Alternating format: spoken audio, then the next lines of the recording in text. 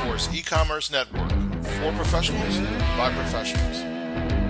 So, I'm going to do a really quick crash course here on some of the biggest mistakes I've seen in enforcing MAP policies. The first, and I've said this so many times, is assuming or thinking that having a MAP policy is the same as enforcing it. Simply having one means absolutely nothing. It's like posting a speed limit sign on the side of the road and having nobody there to enforce it.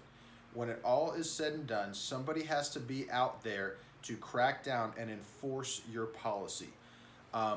The second is selectively enforcing that policy, which, as a lot of attorneys have explained to me, can create catastrophic effects for a brand. So, what does this mean? I guess you could say. So, when you're now enforcing against companies that are, let's say, violating MAP on their personal websites.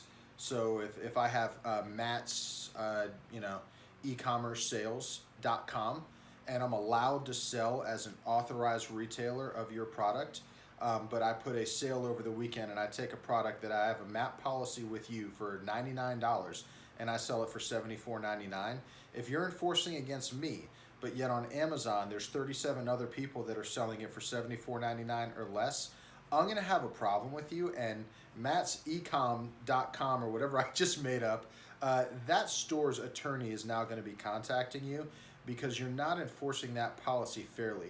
Now, I'm purposely avoiding any legal terms or antitrust or things like that. I don't want to pretend to be an attorney, but I do want to establish the fact that there are some significant federal laws that you can be violating in selectively enforcing those. So where does a lot of this fall through the cracks when people are selectively enforcing their MAP policy? So for one, most companies cannot figure out who the sellers are on Amazon. So if you can't find out who they are, you can't enforce against them. You don't even know if these are your existing retailers or not. Number two is that you can't enforce a MAP policy with someone that you do not have a policy or an agreement with. A MAP policy or MAP agreement is a contractual agreement between two parties. If someone who is not authorized to sell your product in a marketplace, that also means that they do not have a contract or an agreement with you to uphold your MAP policy. So effectively, you're asking them to uphold a contract that they've never agreed to. And in many cases, you don't even know who these people are in the first place. So how can you actually enforce that? So that takes us down a whole nother rabbit hole. I'm not going to go down that road, but that's effectively enforcing on your online sales channels in general.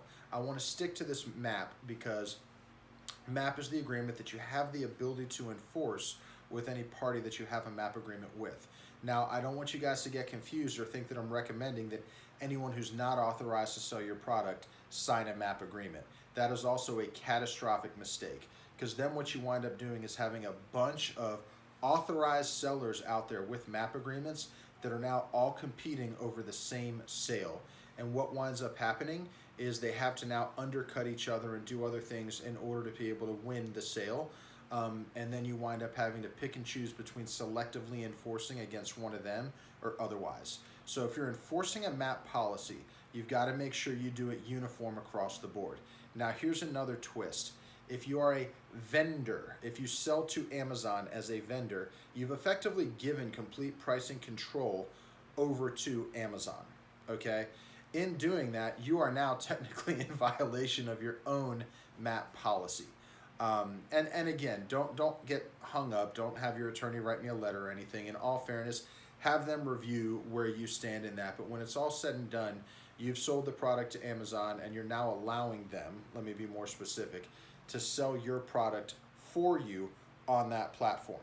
So whether Amazon is selling it for you and you're selling to them as a vendor, or whether you're selling through Seller Central directly, or whether you have third parties that are allowing it, when it's all said and done, is the majority of these now, that pricing is either controlled by or highly regulated in a capacity by Amazon. And let me explain what that means. If you're selling through Seller Central and using FBA, if Amazon picks up a lower price on a competitive marketplace, for example, Walmart.com, you can lose the buy box because you're not matching their best price. And another seller, an unauthorized seller potentially, can now come in and steal your buy box from you to where you're now faced with a decision of either violating your MAP policy and losing your margins, or losing the buy box and the sales altogether. Really puts you between a map and a hard place, a rock and a hard place. And guys, the best way to get out ahead of that is to, one, make sure that you've got some rock solid policies, and that you clearly define who is or isn't allowed to sell on the third party marketplaces. You guys should know me well enough to know that I always recommend that you have one and only one, or as few as possible, authorized resellers. Number two, make sure that you're clear with everybody that is authorized to sell, where they can sell, where they can't, and what they're allowed to sell it for. And number three, you've got to enforce your policy unanimously. You cannot pick and choose, enforce over here, enforce over there.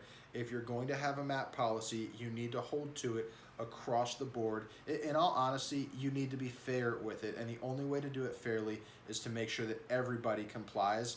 Otherwise, it's not fair to make anybody do it. I hope this has been really helpful for you guys. I appreciate you tuning in.